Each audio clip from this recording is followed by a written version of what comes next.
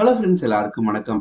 இந்த ஆண்டு அறிவிக்கப்பட்ட பட்ஜெட்ல நம்ம சென்னை நகருக்கு வந்த அறிவிப்புகள்ல ஒரு மிக முக்கியமான அறிவிப்பை பத்தி தான் நம்ம இந்த வீடியோல பார்க்க போறோம். இந்த வரிசையில போன வீடியோல சென்னை ஏர்போர்ட் கீழம்பாக்கம் இடையிலான மெட்ரோ ரயில் ரூட் எக்ஸ்டென்ஷனை பத்தி பார்த்தோம். அந்த வீடியோவை நீங்க இன்னும் பார்க்கல அப்படின்னா டிஸ்கிரிப்ஷன்ல அந்த வீடியோட லிங்கை கொடுக்குறேன். இந்த வீடியோவை பார்த்த அப்புறம் மறக்காம அந்த வீடியோவும் போய் பாருங்க. அந்த வீடியோவோட தொடர்ச்சியா இந்த வீடியோல பூந்தமல்லிக்கும் பரந்தூருக்கும் இடையிலான மெட்ரோ ரயில் ரூட் எக்ஸ்டென்ஷனை பத்தி தான் நம்ம பார்க்க போறோம். எப்படி சென்னையுடைய சவுத் எண்ட்ல தாம்பரம் சென்னையுடைய நுழைவாயிலா இருக்கோ அதே மாதிரிதான் சென்னையுடைய வெஸ்ட் எண்ட்ல பூந்தமல்லி நுழைவாயிலா இருக்கு. இந்த பூந்தமல்லிக்கும் சென்னை லைட் ஹவுஸ்க்கும் இடையிலான மெட்ரோ ரயில் பாதையை தான் நம்ம காரிடார் 4 அப்படின்னு சொல்றோம். ஒரு 26 கிலோமீட்டர் தொலைவிலான இந்த ரூட்ல பாத்தீங்க அப்படின்னா ஒரு 28 மெட்ரோ ஸ்டேஷன் அமைவிருக்கு. இதற்கான பணிகளும் வேகமா நடைபெற்று வருது. ஒரு 2-3 வருடங்களுக்கு முன்னாடி, அதுவும் குறிப்பா பரந்தூர் விமான நிலையம் வரப்போகுது அப்படின்ற அறிவிப்பு வெளிவரத்துக்கு முன்னாடி அப்படியே ஒரு வேளை இந்த ரூட்டை எக்ஸ்டெண்ட் பண்ணாங்க அப்படின்னா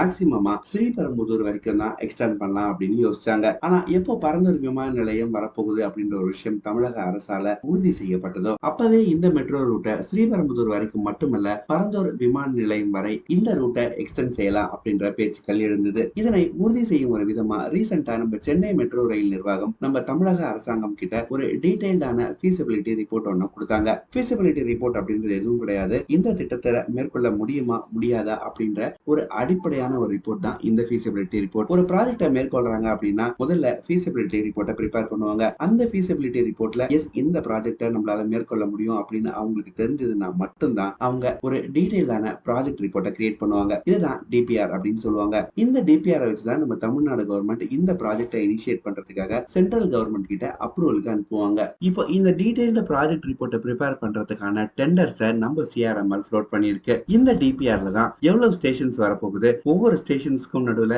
எவ்வளவு தூரம் இருக்க போகுது, ட்ராக்கோடைய அலைன்மெண்ட் எப்படி இருக்க போகுது, இந்த ரூட்ல எவ்வளவு ட்ரெயின்ஸ் தேவைப்படும் போன்ற மிக முக்கியமான விஷயங்கள் இருக்கும். அது மட்டும் இல்லாம ஒரு எஸ்டிமேட்டட் பட்ஜெட்டும் இருக்கும். இந்த டீடைல்டு ப்ராஜெக்ட் ரிப்போர்ட்டை அடிப்படையா வச்சுதான் இந்த ப்ராஜெக்டுடைய கட்டுமான பணிகள் தொடங்கும். ஜனவரி மாதம் மாதிரி சென்னை மெட்ரோ ரயில் நிர்வாகம் கொடுத்த feasibility ரிப்போர்ட்ல மொத்தமா 19 எலிவேட்டட் ரயில்வே ஸ்டேஷன்ஸ் இருக்கும் அப்படின்ற மாதிரி தெரிவிச்சிருந்தாங்க. இதோடைய மொத்த நீளமானது பாத்தீங்கன்னா 43.6 கிலோமீட்டர் ஆகும்.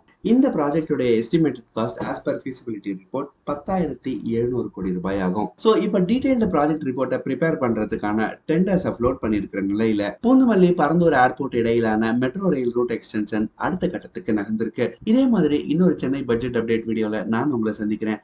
இது வரைக்கும் நம்ம சேனலை நீங்க சப்ஸ்கிரைப் பண்ணாம இருந்தீங்கன்னா மறக்காம சப்ஸ்கிரைப் பண்ணிக்கோங்க. அப்படியே இந்த வீடியோவை லைக்கும் ஷேரும் பண்ணிடுங்க. Thank you so much.